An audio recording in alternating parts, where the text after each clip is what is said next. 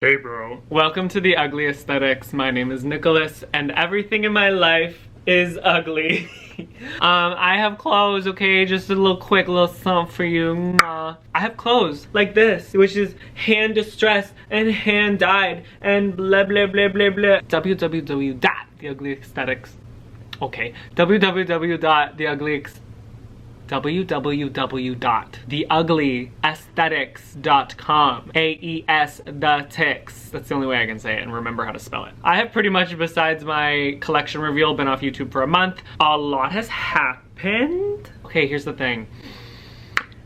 There's been a lot of crying over the last month, which none of you are shocked. I cry all the time, but I'm hoping this isn't gonna be like a crying video, but I can't ever promise anything. You guys know I'm a mess. Hold on, I need to get myself together. So I guess we'll start with the TikTok drama. I have a new TikTok account. It's at Spam the Ugly Aesthetics. TikTok deleted my old account, my main account, allegedly. I was making a bunch of Black Lives Matter videos on there because my platform was like, what, 180,000 or something like that followers. They started taking them down and flagging them as violations, and I was just like, okay. Yeah, basically I had too many violations. They deleted my account. And now if you go to at the Ugly Aesthetic, says on the account, this account was banned due to multiple community guideline violations.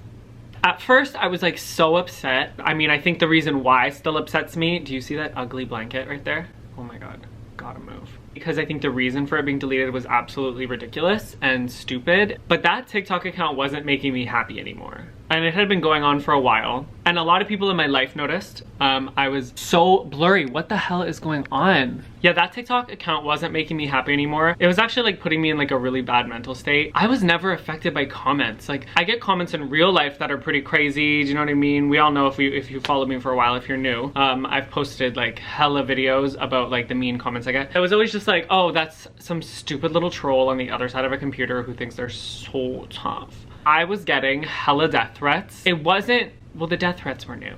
The amount of hate I was getting was crazy. Like every single post, most of the comments were negative. I think was a really hard part about that was that like my boyfriend isn't here. I still haven't seen him since like the beginning of March because of Corona. For those of you who don't know, he lives in, this is not center. He lives in Michigan, which is literally so close to me. However, the border's not open, so I can't see him. But yeah, I didn't have my support system like that. Like someone to just, lighting change, someone to just like calm me down and take me out of like negative headspaces. And I'm not the kind of person who would reach out to him and be like, I'm not okay. I just hold it in, wait for it all to just boil up, and then I explode. But yeah, so anyway, back to my account being deleted. It was the best thing to happen to me. I was going down a very, very negative path mentally, and it was very hard to take myself out of it. And then I made a new TikTok account.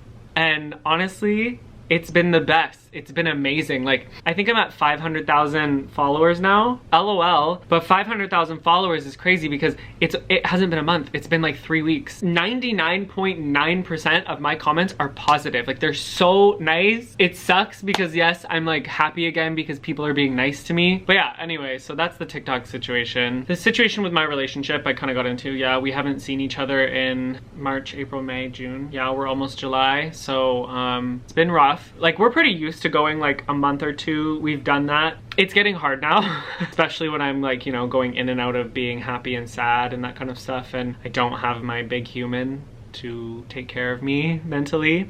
You know, I always tell them I don't need somebody to give me things, but I need somebody to just like handle my ever-changing emotions. Honestly, it'd be easier to just give me things than it would be to handle my emotional state because she's a mess at all times. And as far as like the Black Lives Matter situation is going on, I ask him like how he feels. What's good is that he feels like a change is actually going to be made now. The voice is now bigger than what it's ever been. It's just so amplified right now that something has to change. It makes me happy to hear that he's hopeful. For me, it breaks my heart. I just want him to be here. Like, that's all I want. I want to know that he's gonna go to work and come back to me. I'm not saying Canada's safer than the States, but what I'm saying is I at least he would come home to me at night. At least I know he's close to me. If something happens to him and he messages me, at least if he's here, I can go to him as fast as I can. In the States, where he is right now, oh, I'm getting uncomfortable.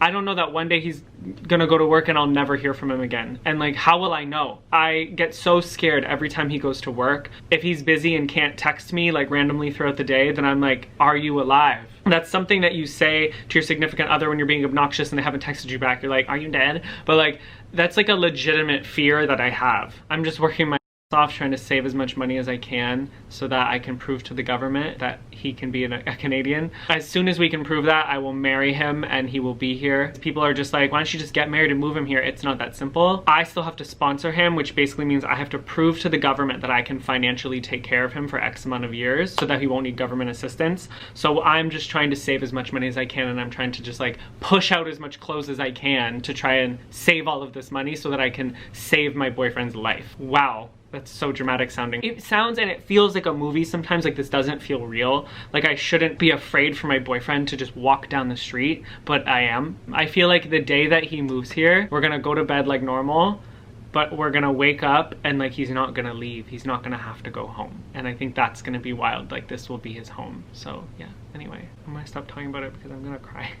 It's pretty insane, obviously, like everything that's happening with all of the looting and the violence and canceling everybody and cancel culture, that we're still educating people. Our feeds are pretty much back to normal, right? Some of us are going back to work now. That means we can donate. The smallest amount can help. Everybody's canceled right now. It's crazy, like the things that are coming out. I'm not justifying anyone's behavior at all. Like no one's uncancelable, do you know what I mean? No one is unproblematic, nobody. Like we have all said something, and if you haven't, I mean, congratulations. Everybody has said something a little bit ignorant, a little bit like an uneducated statement. Everybody has done something. And every celebrity, YouTuber, everybody is getting canceled right, left, and center. We need to allow people to change and to educate themselves. A lot of this stuff that's happened like a decade ago, they've recognized who they were and they've changed their entire platform to better the world and better the social community and to educate people. Like people are doing the work,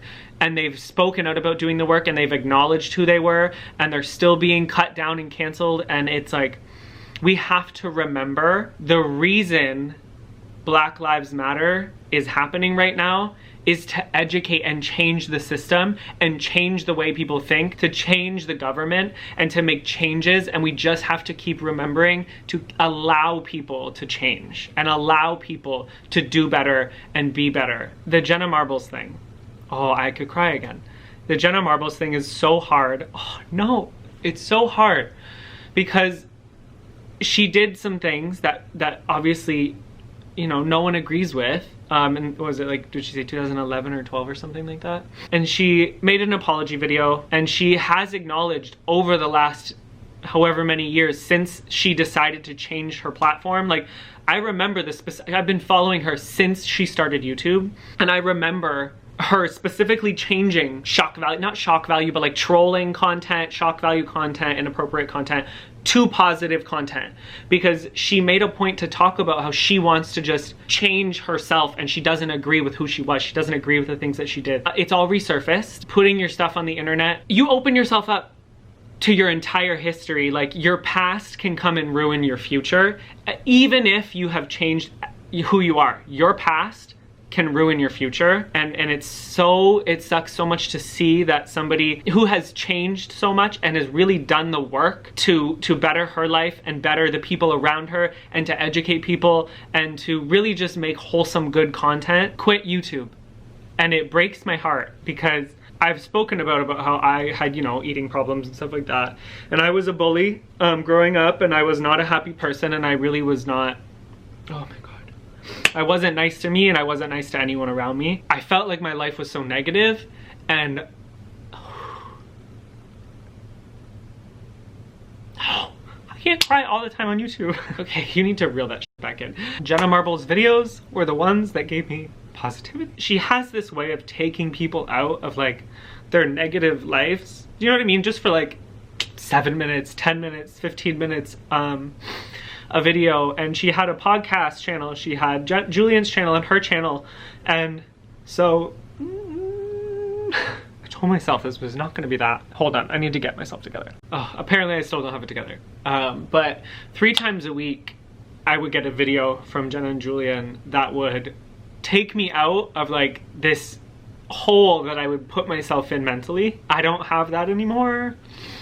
It's Stop crying. You can't cry. There's no need to cry. Just relax. I don't get to see Kermit anymore. I'm not gonna get a 2-year bunny update. Like, you know, I'm not gonna see Peach jumping in the background. Like, will I ever know if Peach pays Jenna back? She owes her a lot of money. Even Edmund, like my boyfriend, is so rattled about this because like we are just such supporters of who she's become and how she's done the work to change. Anyway, we have to stop talking about this because I cannot handle. But yeah, I just really hope that people remember that people just need to keep learning, and myself included. Like, we just need to keep educating ourselves and everyone around us and be focused on education and not on cancellation. That's just, anyway, that's what I have to say. I need to move on from this topic because I can't handle. Okay, positive news. Let's get into positive news. The Black Lives Matter t-shirts that I put out have been sold out. They sold out like within 2 hours, I think, of me putting them up. So I get to donate a lot of money now to Black Lives Matter, and I'm so happy to do that, honestly. I realized that through my last couple collection situations, you know, people will buy it.